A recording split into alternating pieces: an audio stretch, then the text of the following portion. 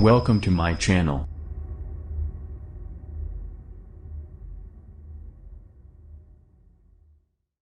Elon Musk Twitter takeover raises fears of climate misinformation surge during COP27 summit.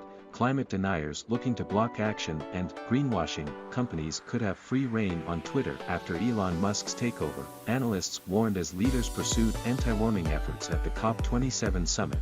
The Tesla billionaire and self-declared free speech absolutist has fired thousands of staff, with sustainability executives Sean Boyle and Casey Junit among those signing off from the platform last week.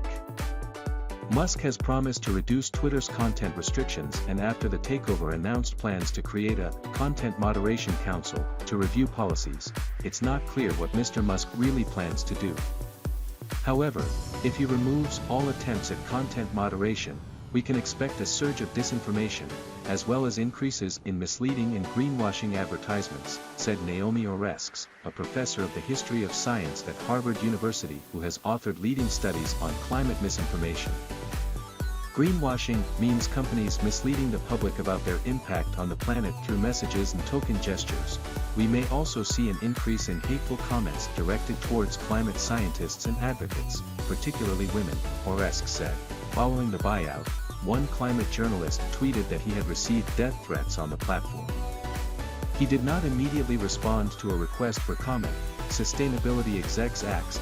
Researchers and campaigners say that despite measures announced by social platforms, climate misinformation is thriving, undermining belief in climate change and the action needed to tackle it. Twitter and other tech giants such as Facebook and Google have said they are acting to make false claims less visible, but the Institute for Strategic Dialogue think tank said in a detailed study this year that messages aiming to deny, deceive and delay regarding climate action were prevalent across social media. Under Twitter's policy before the takeover, it said, misleading advertisements on Twitter that contradict the scientific consensus on climate change are prohibited. We believe that climate denialism shouldn't be monetized on Twitter, and that misrepresentative ads shouldn't detract from important conversations about the climate crisis, Boyle and Junit wrote in an Earth Day post on Twitter's blog. Both posted messages on November 4th with the hashtag #LoveWhereYouWorked, indicating they were among those laid off after Musk's $44 million, roughly Rs. 337 for 65 crore, takeover. They did not immediately respond to requests for comment. Scientists at risk. Beyond false information, some specialists warned that climate scientists themselves face threats if moderation falters. A surge in hate speech drove Twitter's head of safety and integrity Yoel Roth to respond, trying to calm concerns. He tweeted that the platform's core moderation capabilities remain in place. Musk wrote on November 4th that Twitter's strong commitment to content moderation remains absolutely unchanged. I worry that scientific falsehoods will find a bigger platform on Twitter under Musk's leadership, said Genevieve Gunter, founder of the media activism group End Climate Silence. But I worry even more that the website will start deplatforming climate scientists and advocates who criticize right-wing views, preventing them from connecting to each other and to decision-makers in media and government. Blue ticks at COP. Among Musk's plans is an $8 monthly charge for users to have a blue tick by their name, currently a mark of authenticity for officials, celebrities, journalists and others.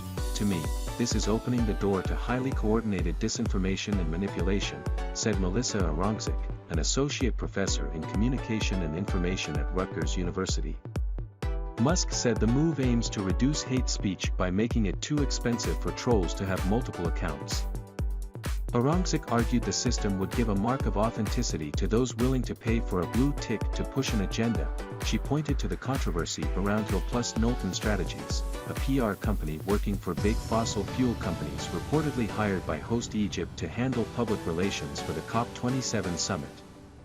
Picture every Hill plus Knowlton staffer working for COP27 creating a network of blue-check accounts to promote the business-led initiatives at the summit. Or downplaying the conflicts. Or ignoring protests, Oreskes said. It's basically letting corporate greenwashing become the default communication style around climate change.